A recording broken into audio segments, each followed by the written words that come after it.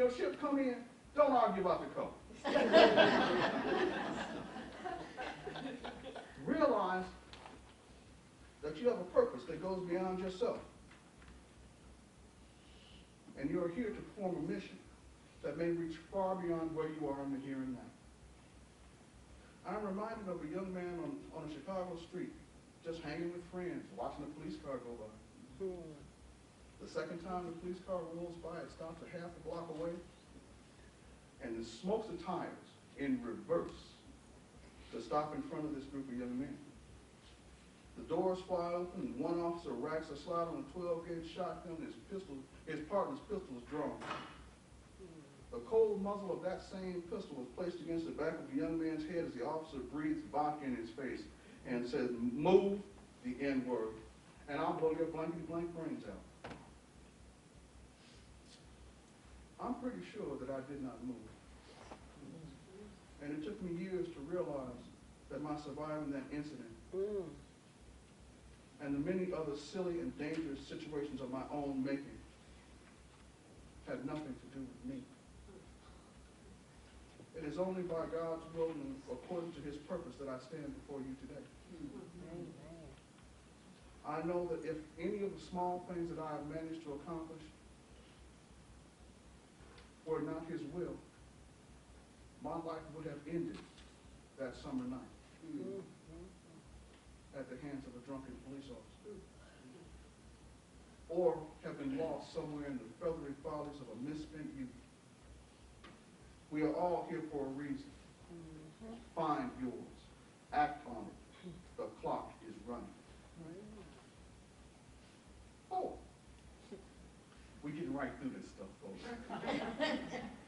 Put aside your expectation of perfection, both your expectations and the expectations of others. Many people have been held back or hold themselves back from doing great things, simply because they think that by virtue of their exposure, they might be shown to have done something bad. A little hint.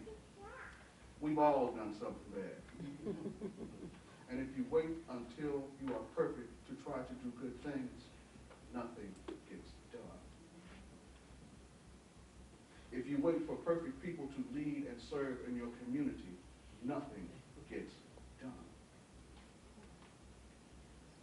And as far as timing is concerned, if you wait for the perfect time to do something, that perfect time generally slips right past, and again, nothing gets done. Act. Act now. Upon finding that you are not perfect, seek the advice and counsel of people that you respect and trust. These people have to be close enough to you to care enough to stop you from doing something dumb. After 30 plus years of functioning in the industrial, political, and not-for-profit worlds, it is my experience that you should never underestimate the power of a truly bad idea.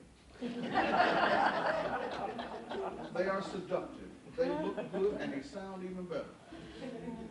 It is for that reason that you need someone to walk up to you, grab you by your lapels, look you right in the eye, and say, "Don't do that."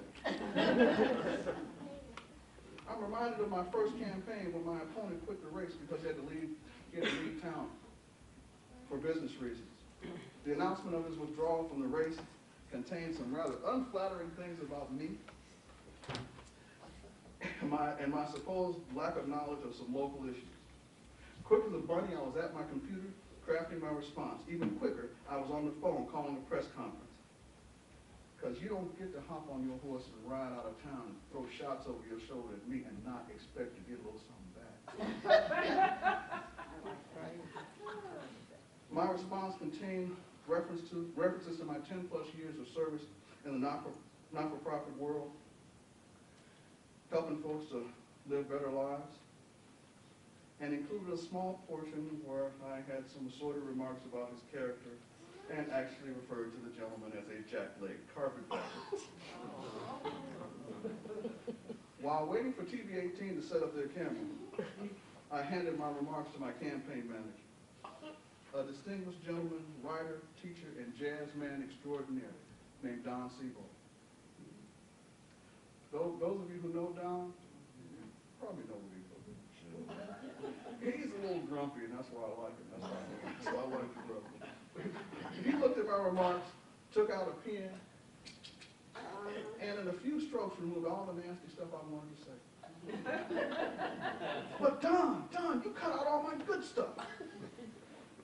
He looked me right in the eye and said, just say this.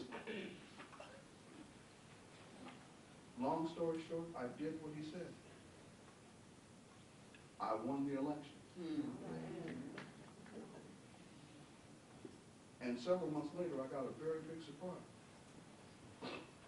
I ran to my former opponent at the Taste of Tiffany News. The man sought me out in a crowd of 10,000 people to apologize to me for his comments, and told me that he was instructed to insult me because I was rumored to be a man of volatile temper who could be easily provoked. Boy's gonna do it. And if I lost control, I could be made to lose the election. Surround yourself with people you trust and listen to them. Amen. Because you are not perfect. No. But if you have good counsel, you don't have to be. Fine. We're almost done, so y'all only got to put a few more minutes. Go ahead. Remember that your mission here is about service to others. Even if your calling is how you make a living, remember, it's still not about you. It's about those who you serve. The use of your time and talents quite often is not so much about what you do for others, but what it means to those who see it. Right. Sometimes your example can inspire even greater deeds in others. My illustration in conclusion is taken from something, oh my goodness, how long you guys y'all been living here? You've been in 1995, you might have read this. This is a back page of one of the old NAACP newsletters called The Drum. It's a selection called Where Are the Titans?